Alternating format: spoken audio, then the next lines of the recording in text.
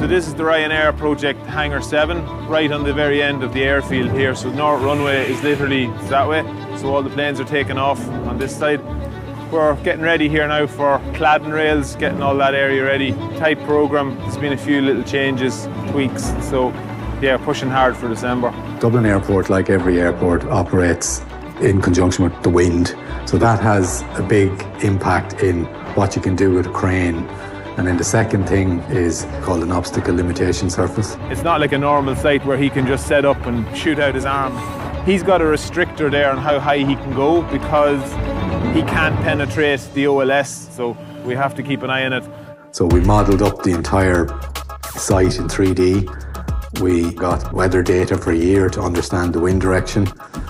So we can show the client a whole series of lift plans to show that we didn't or wouldn't penetrate the obstacle limitation surface with the jib of the crane. This is monitored. We have to send in our crane positions to the DAA. We have to give them an update every 2 weeks.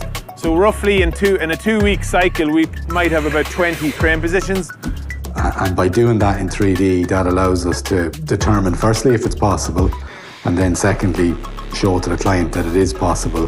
The FODs is the foreign object debris. So basically, it's like a checklist that you have to keep an eye on the boundaries. A prime example, there's a sheet of ply, which on a normal site, that'd just be left like that. But we have to put a ratchet strap around it because there would be a fear the wind would take that.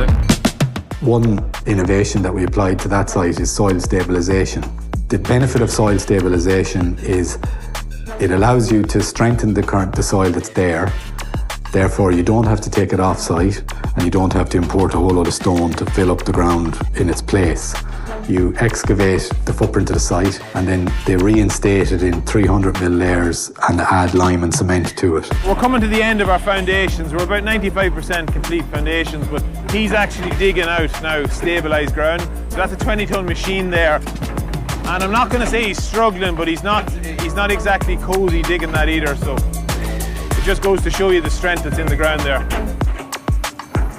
So the more we have prepared and planned how to deliver it, the less risk there is when it goes to site. And you can see, particularly from the Ryanair project, when you're out there and it's January and it's blowing a gale and it's pouring rain and there's muck everywhere, it's quite hard for the guys. So our work up front gives them that certainty of delivery, that they know what they have to do and everyone is aligned together.